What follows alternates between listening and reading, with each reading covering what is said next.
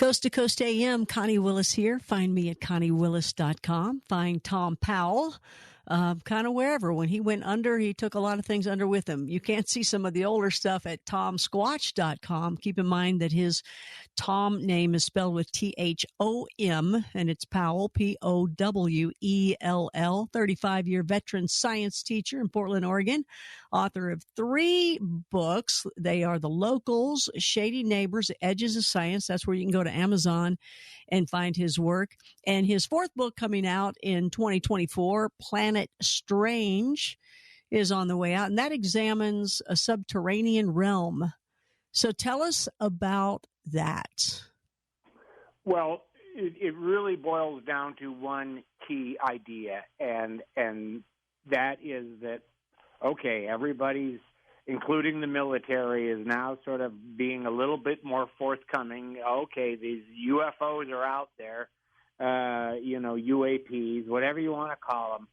But I think the thing that this book suggests that is still sort of outside of the norm is that they're not coming across the vastness of space to get here. The UFO phenomenon, or the UAPs, whatever, are from here. Maybe they came from across the galaxy to get here, but they've been here for quite a while, and most of what we call UFOs are actually terrestrially based. Now, that's crazy because, of course, what country do they live in?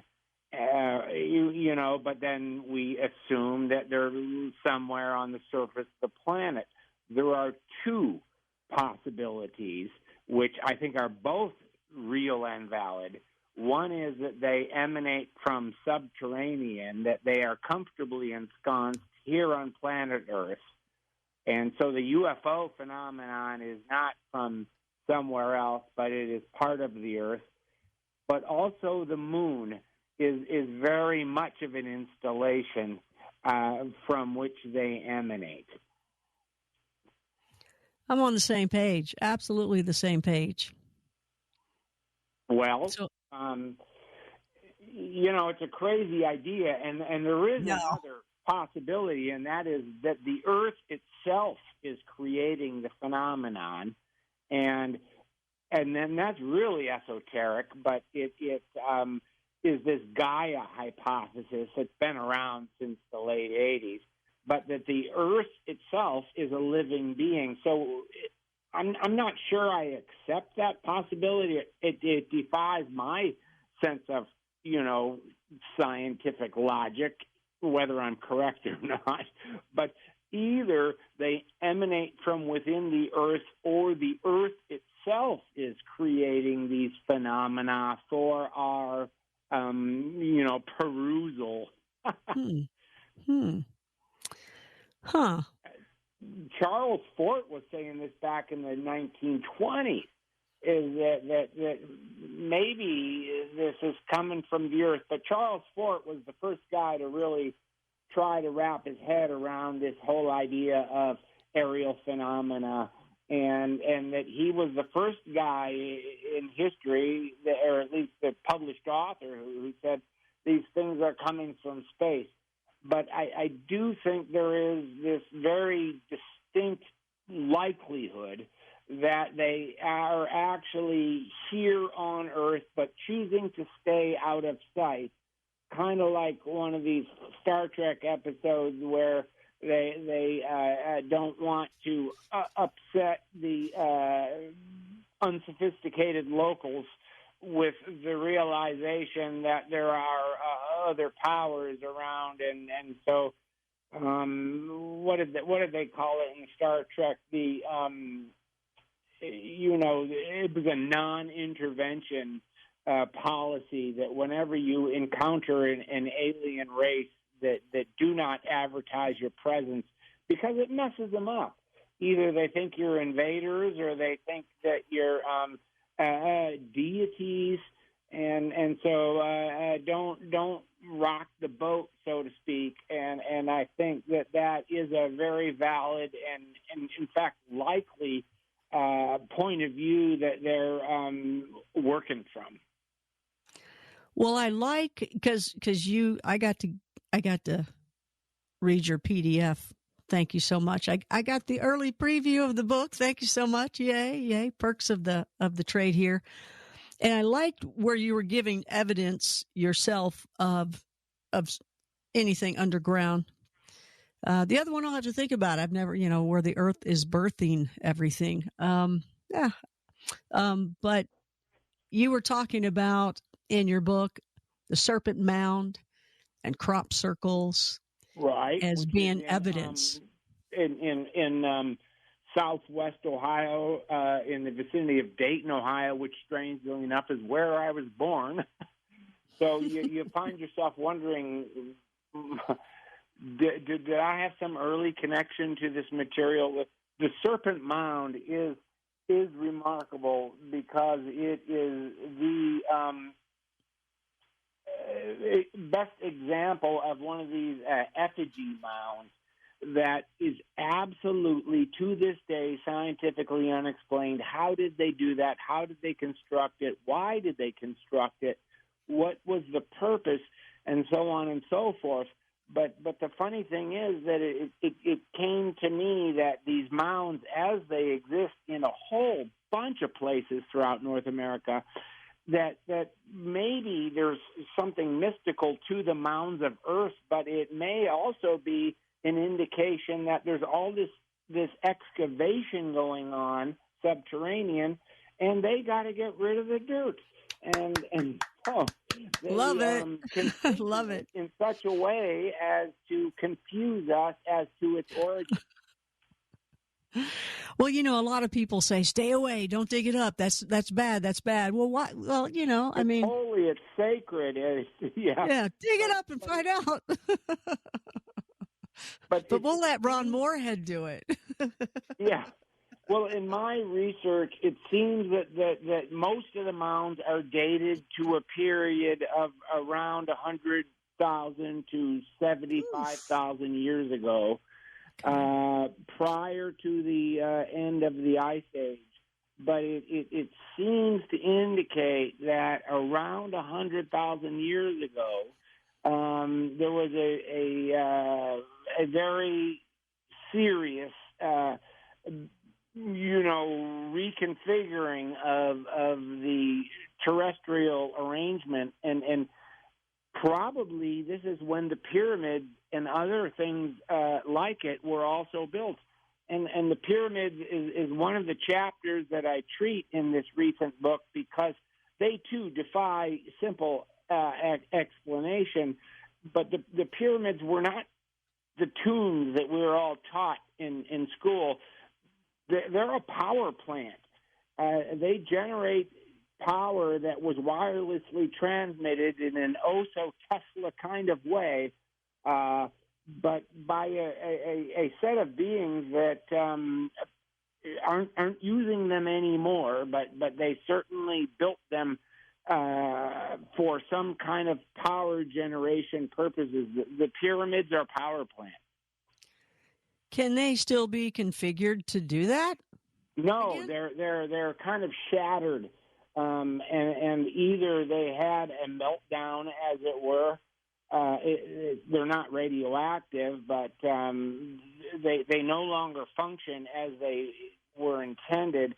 But I think it appears that they were dismantled on purpose. That for whatever reason, the beings that created them decided to abandon the purpose and just leave the planet to the happy idiots, which of course are us. And then they're just waiting for us to, kind of like figure it all out. They're really patient, and they never left. But the other installation that they quite certainly inhabit is the moon. Mm. The moon is this crazy object. It's too big. It's too close. It's too uniform in size. It's how can an object be exactly 1/400th of the distance to the sun and 1/400th of the size of the sun at that distance, so that we get perfect lunar eclipses? No other planet that we know of has such a thing. And once you start examining these peculiarities, you really have to scratch your head and go, wait a minute, this is not an accident. And now you tell me, I don't remember all this stuff. It was a long time ago. You as a teacher, though, you keep this on your mind. You're constantly teaching, or you're still teaching. So most planets, most everything is moving all the time, right? Spinning, but the moon is like affixed to us. So it's always looking at the same spot, right? It's in a locked orbit so that we only see one side, and is that unusual? That's crazy. That should not happen. The peculiarities of the moon are just endless, and so not to bore people with too many peculiar details, but never. There's a reason that we only see one side, but what's going on that back side, and why is that? And once you start to investigate those, and there are many books that people have written over the years about these things, and it really does suggest that the moon is probably an artificial satellite that was installed in orbit, because there is no known astrophysical means by which such a large planet could be captured or formed, in such close proximity to it's almost like we're two planets orbiting each other. It's crazy large and crazy strange. Well, what about with the other planets that have like 8 moons and 9 moons, or however many moons that they have? Tiny. Are they the same way? No, not at all. They're not affixed. Our moon is a sixth of the size of our own planet, and yet there's also very clear indications. And NASA did many experiments with crashing things into the moon. And they determined that the damn thing is hollow, or there are very large empty areas. As NASA explores other planets like Mars, one of the first things that they come to realize is that the best way to keep astronauts alive in such a hostile environment is to install them subterranean. And so they're looking at ways to find these underground cavities and have those be the home of the astronaut. So then you start to go, oh my God, could the same thing be true with the Earth? And the answer is a definite yes. Now, we all know that the center of the Earth is molten, but you can excavate a mountain and reside there and be no closer to the molten center of the Earth than we are sitting here on the surface. And so when, we talk about this subterranean realm, it doesn't mean that the Earth is hollow. It just means that there are sizable voids that are, able to be inhabited. You said that the center of the Earth is molten. We really still, that's just a theory, because there's absolutely no way we've been able to go down there to prove it. Sure. But it does seem that some sort of heat source is moving this plate tectonic engine that is causing the continents to move around. So I think it's fairly reasonable to assume that radioactive energy is being exuded by the planet, which is driving the plate tectonics and so on and so forth. But there is still plenty of places that can be excavated. And in fact, the United States, ever since the Cold War began, has a whole bunch of underground military installations. They're called DUMBs, deep underground military bases, and it's a kind of a funny acronym, but Yes, it is very much of a thing. And they're in an arc completely around Washington D.C. These DUMBs, and they're there as Cold War, like I say, installations. But I think it goes much beyond that. Interestingly enough, I've heard many reports along the way from people that have been around quarries, and around these quarries, they've seen a lot of Bigfoot sightings. And to me, you know, there they are. They're going deeper and deeper. And when I've heard the stories, more interestingly enough, you know, a lot of stories you hear, encounters you hear, witnesses talking about one. But around the quarries, usually it's 2 to 3 to 4 to 5 or even 6. To me, it kind of seems like, well, did they break into their home or a chamber or something? Did they go too deep and they go up against something that's down below? Yeah, and I guess the big question is, do they need a cavity to access this underground realm, or can they move through solid material? And I think my research suggests that the answer is yes. In other words, they can do both. There are underground. There are access points. Water is a big one. You know, there's the USOs, underground. You know, unidentified submersible objects. And that is a phenomenon that exists worldwide. The Russians have been much more forthcoming about their experiences with USOs. But it does appear that a great deal of this ET crafts, these UFOs, are coming out of the water.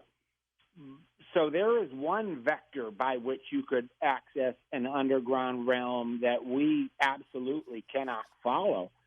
But I don't think it's necessarily limited to that. My information, based on Native American sources, is that even though there are caves and things that they can use, that they can move through solid ground. They're that sophisticated. And of course, I'm from Kentucky, and Mammoth Cave. Woo! The largest cave complex in the United States. And there's enormous areas that are undiscovered. It's often said that for every one cave that we know of, there's 10 that we don't. And the most common, question that the people in Mammoth Cave in Kentucky get, that they are amused by, is, could you show us the undiscovered areas? Right. Tom Powell is with us tonight. Stay with us. We've got more to talk about here, and see if we can't grab a call or two as well. It's Tom Powell, ThompowellL. His books, you can find them on Amazon. More to come. Connie Willis, Coast to Coast AM. It is Coast to Coast AM. Connie Willis here with you. Thankful to be here on the show. Absolutely love it. Always have a good time. And earlier tonight we had Joe Hauser on, and now we have Tom Powell on. And you can catch his books if you'd like to. He's an author as well. The Locals, Shady Neighbors, Edges of Science. And you can go to Amazon and pick those up. You can also, it's not going to be until next year, 2024, that Planet Strange will be out. And that's what we're talking about tonight. It's Tom has examined evidence of subterranean realm. And that's what's in the book, Planet Strange. Don't confuse that with Strange Planet, which is Richard Sirrett's show. That's one of our hosts here as well on Coast to Coast AM. Hey there, Richard. And a cool guy, too, by the way. All right, Tom. So before we grab a couple phone calls, and the fact that it's the last segment, and it flies when you're on here, you think of the time, you might go, oh, man, the time is late, but now it flies by. For sure. But I want to make sure you get to say things that you want to make sure you do say before you get off the air and go, oh, I could have had a V8 kind of thing.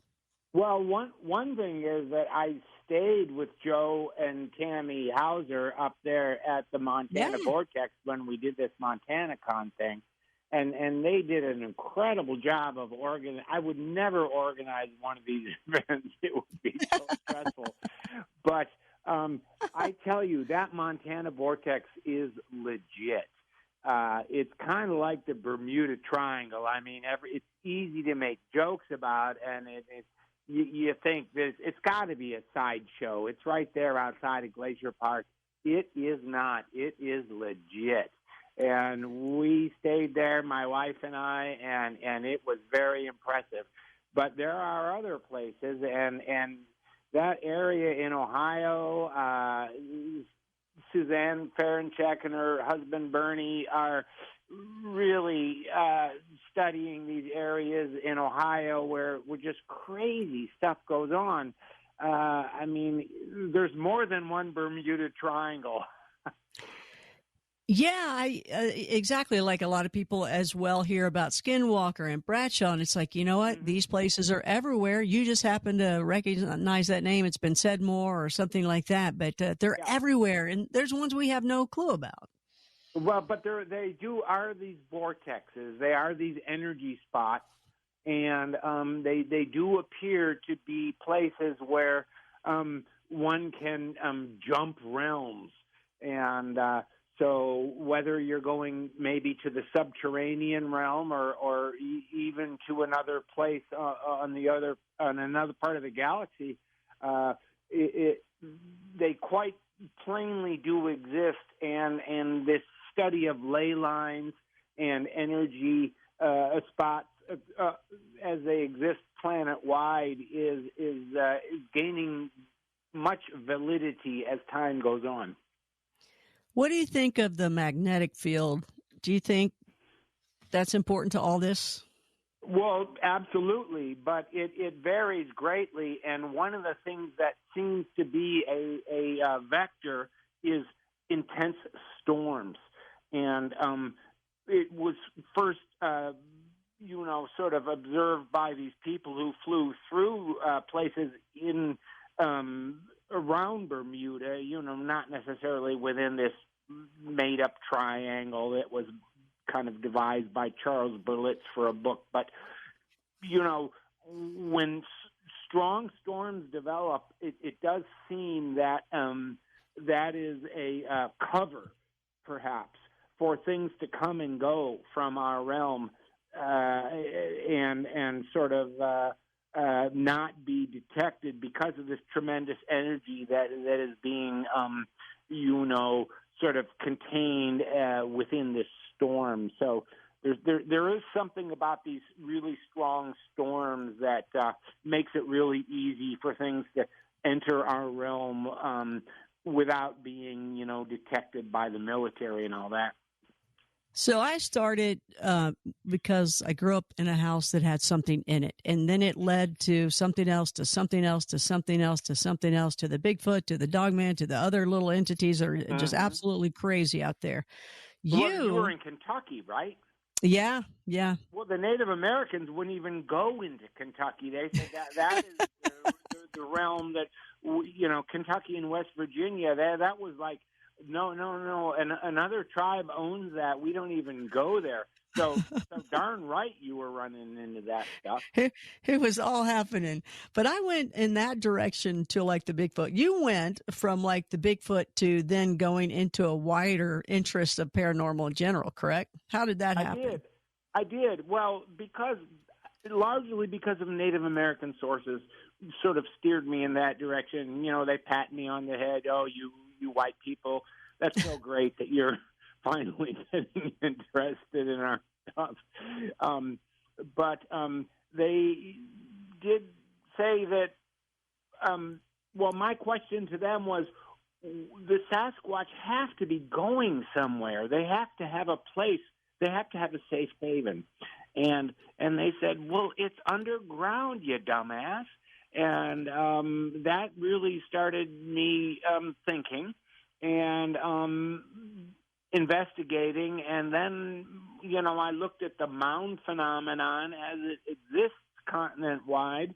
and other indications, all this Bermuda Triangle stuff, that things are coming and going from this underground realm that was probably constructed as much as 125,000 years ago. Let's go to the phones. The Native Americans completely understand that. In fact, virtually every Native American tribe says that their origins were from within the earth. And they love talking about the hairy man, the magic man. Let's go to the phones east of the Rockies. Mark out of Kentucky. Go Big Blue. Hey there, Mark. You're on the air. Thanks for taking my call, Connie. It's a great show. I would like to ask Tom if he's familiar with any government studies or scientific studies on Bigfoot. Very definitely, but, don't expect them to share their files with us. I was once told, Bill Dranginis, who came up at the beginning of this show, I was told that there is a department in the Pentagon for absolutely everything. There's nothing, repeat, nothing that they do not study and very seriously. And so, of course, the only question is, what do they have, and when will be shared those files? Now they're just kind of opening up the books on the UFO stuff, and it's largely because, we already knew. We were tired of being lied to, and we came to our own conclusions, and guys like Jim Mars and all these authors did such a wonderful job of outing the UFO phenomenon that the government finally decided to quit lying to us. We're still waiting for the forthcoming information on the UFOs.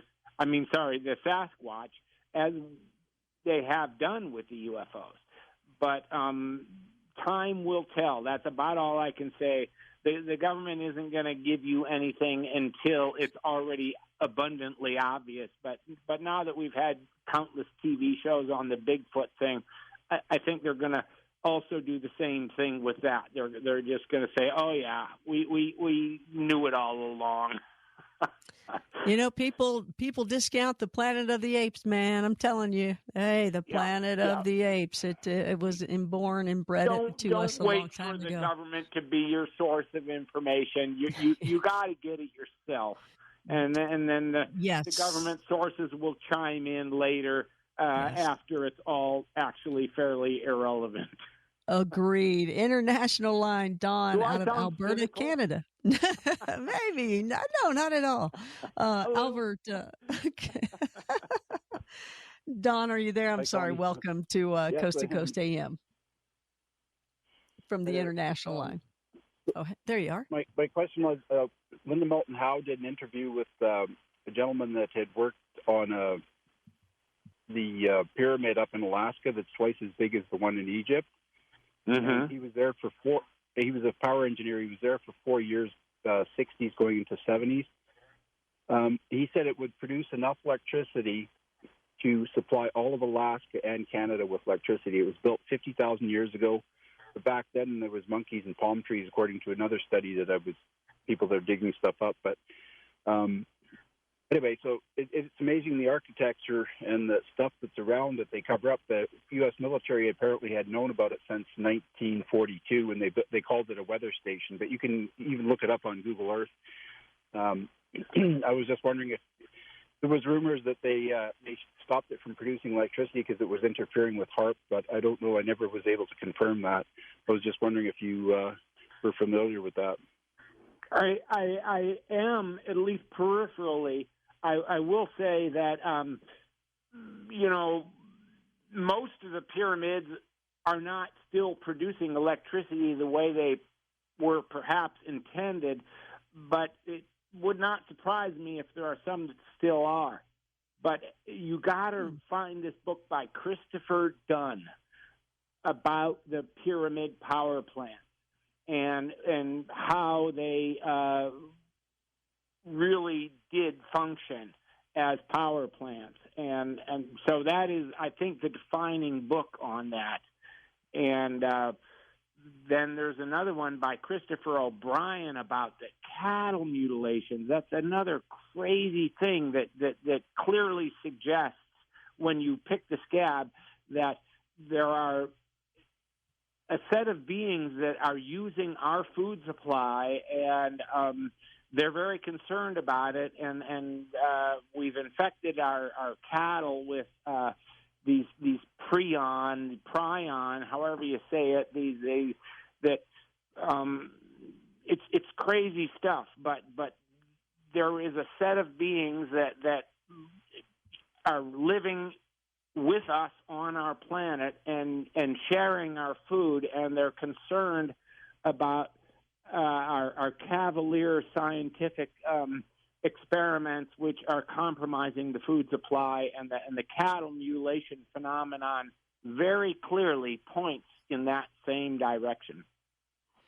We're going to try to grab one more call here as soon if we can take a quick one here. Wildcard line number 3, Ed, Charlotte, North Carolina. Welcome. You're on the air, Ed. Thanks, Connie. I think it's you are so diverse in your knowledge as Tom is that it made a great interview since you both have been everywhere. I've got several things. One, are you familiar with the latitude, the Great Pyramid? If you write down its location, it's 29.9792458. You got like 8 and decimals. It's perfectly located at the center of the landmass of the whole planet, and its proportions reflect the size of the planet. It's nuts how, it is no accident. You are correct in everything you say. And thank you for bringing that up. And all I can say is I could go on for the next 2 hours about the importance of what you're discussing. Are you there? I was asking if Ed had another question, but Ed, are you still there? So, I'm here, Connie. How about you? Okay. All right. I'm here. I was asking, and I guess I was muted out there on my own as I was coughing, and then I forgot to put the mute button back on. The cough button sometimes does that. It's a weird new cough button in the world. It's no longer the cough button with just our fingers here. Well, it used to be on the I radio did this control board yesterday, and every time we got into sensitive subjects, the line would interrupt. Oh, I get it. On your interviews, that all of a sudden, like, there's some sort of power that doesn't necessarily want this information to be. Oh, hey, we're on coast, right? Listen, we got to wrap up here. Thanks so much, Tom. I'm glad to get back a hold of you, and thank you, and best of luck with your book. Oh, Connie, I love you. It's been so great to know you over the years, and I just wish you so well. So good luck, and I love the work you're doing. Thanks, and vice versa, and I look forward to getting with you again and doing some more stuff together. I would love it. All right. Thanks so much. See you next time you come out to the West Coast. Bye now. Absolutely. Bye-bye. Joe Hauser earlier, Tom Powell right there. Just great guests. And if you guys if you were happy with the show and you liked it, let us know. Let us know. Write in and tell us what you like. Now I'm going to be back on Friday night with Julia Cannon, the daughter of Dolores Cannon. A lot of y'all know that. So when everybody says, oh, Dolores. If you have questions on the QHHT and also the soul speaking that Julia is doing and you'll learn about, then that's the time to be there next Friday. But of course, we have plenty of shows this coming week with George Norrie. And hey, come on, lots in between then, but I'm looking forward to that. So thank you again. And from the foothills of the Colorado Rockies, I want to thank everybody that puts this show together. Julie Talbot, Bill May, Lisa Lyon, Tommy Danheiser, Dan Galani, Stephanie Smith, Mike Cosio, Lex Lonehood, Sean Ledesur, Tim Banal, Gina Salvati, Donna Walker. Let's see. We actually have Jeremy is new on the web team tonight. So Jeremy, I think it's Wells. I'm doing that from my memory, so I hope I got that for you. But thanks so much for helping as well. Chris Burrows, Ian Punnett, Lisa Garr, Richard Searett, George Knapp, and of course the man. Thank you so much for letting me be here on your show, and that is George Norrie. Thanks so much. I appreciate it. I love it. There's nothing more fun. So until we meet again, join me on Blue Rock Talk, Connie After Dark, Connie Willis the podcast at ConnieWillis.com. Keep watching the night skies. Continue with me to seek out the strange and uncover the unknown. For Coast to Coast AM, I'm Connie Willis. Good night.